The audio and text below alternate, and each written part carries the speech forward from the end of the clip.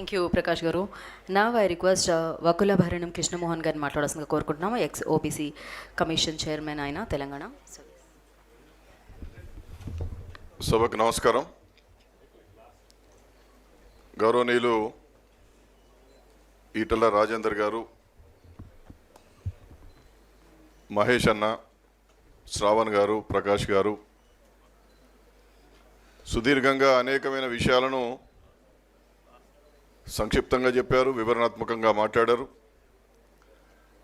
నర్మగర్భంగా కూడా చాలా విషయాలను సభముద్దు వచ్చే ప్రయత్నం చేశారు. ఓబీసీల పోరుబాట అనేటువంటి ఈ పుస్తకావిష్కరణ సందర్భంగా పుస్తక రచయితులైనటువంటి గౌరవనీయులు పెద్దలు సీనియర్ ఐఏఎస్ అధికారి అయినటువంటి పరికిపండ్ల నరహరి గారికి, పృథ్వీరాజ్ సింగ్ గారికి హృదయపూర్వకంగా నా అభినందనలు తెలియజేస్తూ ఉన్నాను.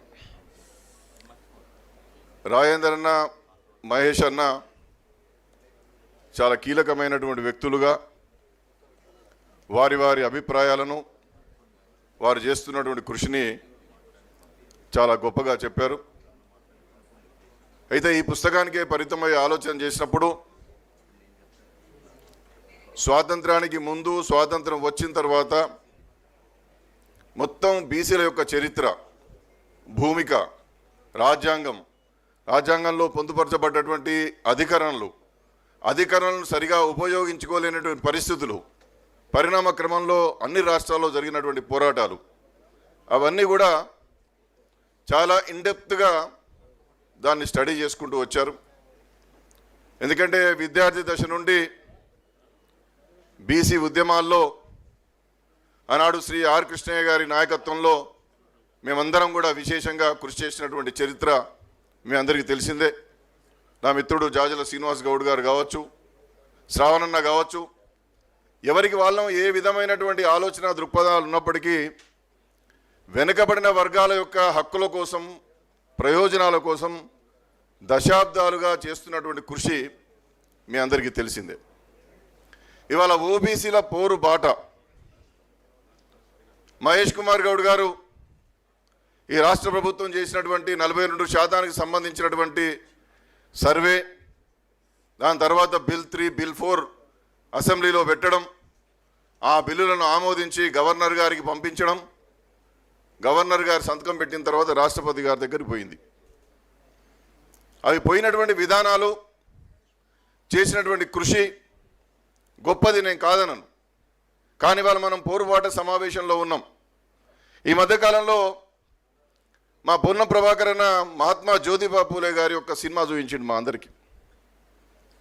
పూలే గారి గురించి తెలియనటువంటి వాళ్ళు ఎవరు ఉండరు.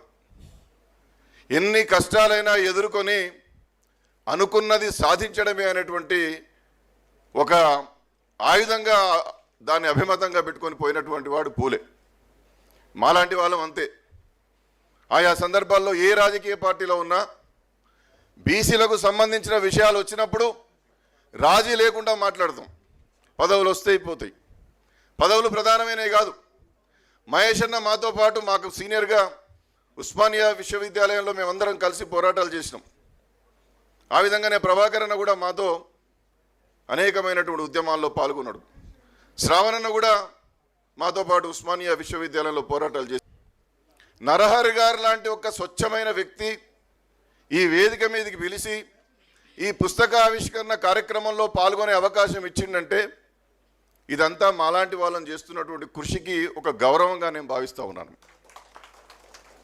అయితే ఇవాళ 42% రిజర్వేషన్ల గురించి మనం మాట్లాడుకోవాలి. ప్రభుత్వం హామీ ఇచ్చింది, పని చేసింది. మరి 42% ఎప్పుడు అమలవుతుంది అనేటువంటిది చాలా ప్రధానమైంది. మహేష్ అన్న మీద నేను మాట్లాడు, మహేష్ అన్న నా మీద మాట్లాడు, ఇది సరైనది కాదు. ఇది ఆ వేదిక కాదు. మేము ఆయనను చూసి చాలా సందర్భాల్లో అనేక మంది మైకులు పెట్టినా మైకుల ముందు మాట్లాడుతున్నాం. ఎందుకంటే కొట్టుకుంటా ఈ స్థాయికి వచ్చాడు. ఇవాళ ఒక పార్టీకి, అధికార పార్టీకి ఒక నాయకుడిగా ఎదిగిండు. మా రాజేంద్రన్న కూడా ఆనాడు సంక్షేమ హాస్టల్లో ఉండి పురుగులన్నందిని నీళ్ళ చారు తాగినోడు. ఆర్థిక మంత్రి అయిన తర్వాత ఆ పురుగుల అన్నం లేని, నీళ్ళ చారు లేని సంక్షేమ హాస్టళ్లకు రూపకల్పన చేసిండు. మేము ఆనాడు చాలా గర్వపడ్డాం. ఆర్థిక మంత్రి పేషీలకు మేము చాలాసార్లు పోయేవాళ్ళం. కృష్ణన్న, మా జాజసీను, మేమందరం కూడా అన్ని గవర్నమెంట్లలో పోయినాం. ఒక్కడే ఆర్థిక మంత్రి అధికారులతో కూర్చొని ఫైల్స్ చూస్తుండేవాడు. కానీ మా రాజేంద్ర అన్న పేషీకి పోగానే చెమట వాసన వచ్చేది. ఎక్కడ కూడా స్నానం చేయనోళ్ళు, అప్పుడే బస్సు దిగిన వాళ్ళు, గోసీలు పెట్టుకున్న వాళ్ళు అధికారులంతా అడిగేవాళ్ళట రాజేంద్ర అన్నను, ఏం సార్ మీ పేషీ నిండా ఇంత జనాలు ఉంటారని చెప్పి. నా పేషీకి చెమట కంపు వచ్చేటటువంటి వాళ్ళే వస్తారు, వాళ్ళే నా ప్రజలు అని చెప్పి గట్టిగా చప్పట్లు కొట్టండి అని చెప్పి రాజేందర్ గారు చెప్పుకోవడం జరిగింది. అంటే ఒక ఛాయ్ వాళ్ళ ప్రధానమంత్రి అయితే, ఒక సంక్షేమ హాస్టల్లో చదువుకున్నటువంటి వాడు ఒక ఆర్థిక మంత్రి అయితే, కొట్లాడుకుంటా పోరాటాలు చేసినటువంటి వాడు ఒక పిసిసి అధ్యక్షుడు అయితే, ఉద్యమాలు చేసినటువంటి వాడు ఒక ఎమ్మెల్సీ అయితే ఎట్లుంటుందంటే సమాజంలో ఒక సుహృద్భావ వాతావరణం ఏర్పడుతుంది. ఇవాళ 42% రిజర్వేషన్లు కావాలని చెప్పి మనం కొట్లాడుతున్నప్పుడు ఇవాళ ఇక్కడి నుండి ఢిల్లీకి పోయినాయి. చాలా సంతోషం. మహేష్ అన్న పవర్ పాయింట్ ప్రజెంటేషన్ కూడా వాళ్ళ ఏఐసిసి ముందు ఇచ్చి రావడం జరిగింది. ఇవాళ నేను ఒకటే అడుగుతా ఉన్నాను, మీరు 42% రిజర్వేషన్లకు సంబంధించి 31C కింద ఇవాళ రాష్ట్రపతి గారిని అడిగారు. అంటే మీరు పంపినటువంటి బిల్ 3, బిల్ 4 ఏదైతే ఉందో మేము అసెంబ్లీలో ఆమోదించుకున్నాం, మా గవర్నర్ గారు ఆమోదించారు, వీటికి ప్రొటెక్షన్ ఇవ్వమండి అని మాత్రమే మీరు రాష్ట్రపతి గారిని అడిగారు. మరి రాష్ట్రపతి గారి దగ్గర ఉన్నటువంటి దానికి కేంద్ర ప్రభుత్వానికి ఏం సంబంధం ఉంటుంది అనేటువంటిది ఇంకో చర్చ.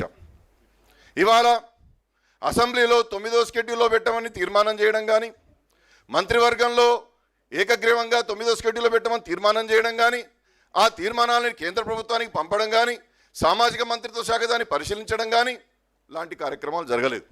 కాబట్టి ఇవాళ నేను మా నాయకుడిని, మన నుండి ఎదిగినటువంటి నాయకుడిని నేను విమర్శించడం కాదు. అన్నా నువ్వు ఉన్నతమైన స్థితిలో అక్కడ కూర్చున్నావు కాబట్టి 9వ షెడ్యూల్లో పెట్టమని మీరు మంత్రివర్గంలో తీర్మానం చేయండి, అసెంబ్లీలో తీర్మానం చేయండి, కేంద్రానికి పంపించండి, అప్పుడు అఖిలపక్షాన్ని తీసుకుపోండి, అప్పుడు మనకు లాభం జరుగుతుంది. మీరు 31Cలో అడిగి 9వ షెడ్యూల్లో పెట్టమంటే ఎట్లా పెడతారు? కాబట్టి ఇది ఒక సాంకేతికటువంటిది మంచిదే, కానీ మీరు 31B కింద అడగలేదు. 31B కింద అడగండి. మీకు 42 గురించి ప్రధానమంత్రి గారిని కలవడం, అఖిలపక్షం వెళ్ళడం, అక్కడ పోరాటం చేయడం, ఇవన్నీ చేసేటటువంటి అవకాశం వస్తుందని చెప్పి నేను మనవి చేస్తా ఉన్నా. అంతేకాకుండా ఇవాళ తమిళనాడు ఎప్పటికీ ఆదర్శం అని చెప్పి మనం చెప్పుకుంటున్నాం. నరహరి గారు కూడా చాలా సందర్భాల్లో వారి ప్రసంగంలో చెప్పారు. తమిళనాడు ఎట్లా ఆదర్శమైంది? తమిళనాడు ప్రామాణికమైన పద్ధతులు పాటించడంలో మనకు ఆదర్శమైంది. అక్కడ రిజర్వేషన్లు నిలబెట్టుకోవడానికి ఒక స్వతంత్రమైనటువంటి కమిషన్ వేసి, ఆ కమిషన్ ద్వారా నిష్పక్షపాతంగా 2 సంవత్సరాలు అధ్యయనం చేసినటువంటి దాన్ని ప్రొజెక్షన్ చేసుకొని 69% గురించి కొట్లాడి పార్లమెంట్లో గొడవ చేసి ఆమోదింపజేసుకొని వాళ్ళు 31B కింద 9th షెడ్యూల్లో పెట్టించుకున్నారు. ఇవాళ నేనేమంటున్నానంటే, కొన్ని ప్రామాణిక పద్ధతులు పాటించడంలో తెలంగాణలో కొంత ఇబ్బంది జరిగింది. ఆ ప్రామాణిక పద్ధతులు పాటించడానికి మీరు ముందుకు రావాలని చెప్పి నేను సవినయంగా మనవి చేస్తా ఉన్నా. ఇంతకన్నా దీని మీద ఎక్కువగా మాట్లాడాల్సినటువంటి అవసరం లేదు. అందరికీ అన్నీ తెలుసు. కానీ ఇవాళ గౌరవ ముఖ్యమంత్రి గారు దీని మీద సానుకూలంగా ఉన్నారంటున్నారు. మీరైతే నాయకుడిగా అక్కడ ఉన్నారు. ఇవాళ పొన్నం ప్రభాకర్ గారు కమిట్మెంట్ ఉన్నటువంటి నాయకులు ఉన్నారు. మేమందరం కూడా మీ వెంబడి ఉన్నాం. కాబట్టి 42% సాధించుకోవడానికి కావాల్సినటువంటి పోరుబాట ఇవాళ ఈ రాష్ట్రంలో రావాల్సినటువంటి అవసరం ఉంది. ఆ దిశగా కూడా ఈ వేదిక నుండి ఆరంభం కావాలని చెప్పి నేను మనవి చేస్తూ ఉన్నా. కాబట్టి ఇవాళ మండల్ కమిషన్ జరిగినటువంటి పోరుబాట, దాని తర్వాత రోహిణి కమిషన్, ఇవాళ కేంద్ర ప్రభుత్వం కులగణన చేస్తామని చెప్తా ఉంది. 2011లో UPA 2 ప్రభుత్వం ఉన్నప్పుడు మన్మోహన్ సింగ్ గారు సోషియో ఎకనామిక్ కాస్ట్ సెన్సస్ 2011 కూడా చేశారు. 5,000 కోట్లు ఖర్చు పెట్టారు. కానీ ఆనాడు చేసినటువంటిది గ్రామీణాభివృద్ధి, పట్టణాభివృద్ధి శాఖల ద్వారా చేశారు. కాబట్టి ఒక డిపార్ట్మెంట్కు సమన్వయం లేదు. కాబట్టి సెన్సస్ డిపార్ట్మెంట్ ద్వారా చేయలేదు. కాబట్టి 5,000 కోట్లు ఖర్చు అయినా అది సర్వే కింద మిగిలిపోయింది. అది వాడుకోవడానికి వీలు కాలేదు. ఇవాళ కేంద్ర ప్రభుత్వం 1948 సెక్షన్ సెన్సస్ యాక్ట్ ప్రకారం చేస్తాం, సెక్షన్ 3 ప్రకారం చేస్తాం అంటున్నారు. నేను ఇవాళ గౌరవనీయులు మాన్యులు పార్లమెంట్ సభ్యులు ఉన్నటువంటి రాజేంద్ర గారు ఇక్కడ ఉన్నారు కాబట్టి నేను కోరుతా ఉన్నా, సెక్షన్ 3లో సెన్సస్ యాక్ట్ సెక్షన్ 3లో గణన చేయమని చెప్పారు. కానీ కుల గణన, కులము, ఉపకులము, గోత్రము, ఉపనామము లాంటి పదాలు లేవు. కాబట్టి ఇవాళ నేను మాననీయులైనటువంటి ప్రధానమంత్రి గారికి కూడా సుదీర్ఘంగా ఒక పవర్ పాయింట్ ప్రజెంటేషన్తో కూడినటువంటి ఒక డాక్యుమెంట్ పంపడం జరిగింది పరిశీలన చేయమని. సెక్షన్ 3లో కులము అనేటువంటి మాట ఉంటే చాలా సమృద్ధిగా ఉంటుంది. సెక్షన్ 8లో కులానికి సంబంధించినటువంటి ప్రశ్నలు అడగాలనేటువంటి చట్టబద్ధత ఉంటే అది పరిపూర్ణంగా ఉంటుంది. సెక్షన్ 15లో, సెక్షన్ 16లో, సెక్షన్ 17లో దీనికి సంబంధించినటువంటి రూల్స్ను కూడా ఫ్రేమ్ చేయడానికి అవకాశం ఉండే విధంగా ఆ చట్టాన్ని చాలా బలోపేతం చేసి కులగణన చేస్తే తప్పనిసరిగా బీసీలకు ఈ దేశంలో ఉన్నటువంటి అన్ని వర్గాలకు న్యాయం జరుగుతుంది. ఆ దిశగా ఇవాళ కేంద్ర ప్రభుత్వం ఆలోచన చేయడానికి మాన్యులు శ్రీ ఈటల రాజేందర్ గారు ముందుకు రావాలని చెప్పి నేను మనవి చేస్తూ, ఓబీసీల పోరుబాట అంటే జరుగుతున్నటువంటి అన్యాయాలను సాధికారికంగా నిర్ధారణ చేసుకొని మనకి ఏం కావాలనో పోరు చేయడమే పోరుబాట. పోరుబాట అంటే మనసులో ఒకటి పైకి ఒకటి కాదు. అందుకోసం నేను ఇవాళ మహేష్ అన్న ముందనే, రాజేంద్ర అన్న ముందనే అన్ని విషయాలు మాట్లాడుతూ ఉన్నా. కాబట్టి ఇవాళ మీరు నరహరి గారు కూడా మధ్యప్రదేశ్లో చాలా కీలకమైనటువంటి మంత్రిగా, ఐఏఎస్ ఆఫీసర్గా ఉన్నారు. వారు శివరాజ్ సింగ్ చౌహాన్ గారికి చాలా దగ్గర మిత్రులుగా ఉన్నారు. కాబట్టి ఇవాళ కులగణన చాలా స్పష్టంగా పరిపూర్ణమైనటువంటి రీతిలో 1948 కులగణన చట్టాన్ని, సెన్సస్ చట్టాన్ని సంపూర్ణంగా మార్చుకొని సమర్థవంతంగా నిర్వహించేటటువంటి విధంగా ముందుకు పోవడానికి నరహరి గారు కూడా కృషి చేయాలని చెప్పి నేను మనవి చేస్తా ఉన్నా. ఎందుకంటే మనము ఈ చట్టాన్ని మార్చకపోతే ఇందిరాసాని కేసు కావచ్చు, ఢిల్లీ లా కేసు కావచ్చు, పుట్టస్వామి కేసు కావచ్చు, కృష్ణమూర్తి కేసు కావచ్చు, ఈ కేసులలో రాజ్యాంగ ధర్మాసనాలు అనేకమైన విషయాలు చెప్పాయి. వాటిని అన్నింటినీ అడ్రస్ చేయాలంటే గణన చట్టాన్ని సమర్థవంతంగా మార్చాల్సినటువంటి అవసరం ఉందని చెప్పి నేను మనవి చేస్తూ, ఇంకా పెద్దలందరూ కూడా ఉన్నారు కాబట్టి కాలాతీతం చేయకుండా ఒక నిబద్ధతతో, ఒక నిజాయితీతో ఐఏఎస్ ఆఫీసర్ అయినప్పటికీ ఏ వర్గాల్లో పుట్టాడో ఆ వర్గాలకు ఒక కలంగా నిలబడి ఇవాళ ఓబీసీల పోరుబాట పుస్తకాన్ని రాసి ముందుకొచ్చినందుకు వారికి హృదయపూర్వకమైనటువంటి అభినందన తెలియజేస్తూ సెలవు. జై హింద్, జై భారత్, జై BC. Thank you sir. And now I request Anil Eravatri గారిని మాట్లాడాల్సిందిగా కోరుకుంటున్నాము, కాంగ్రెస్ ఎక్స్ ఎమ్మెల్యే అండ్ అలాగే చైర్పర్సన్ ఫర్ మినరల్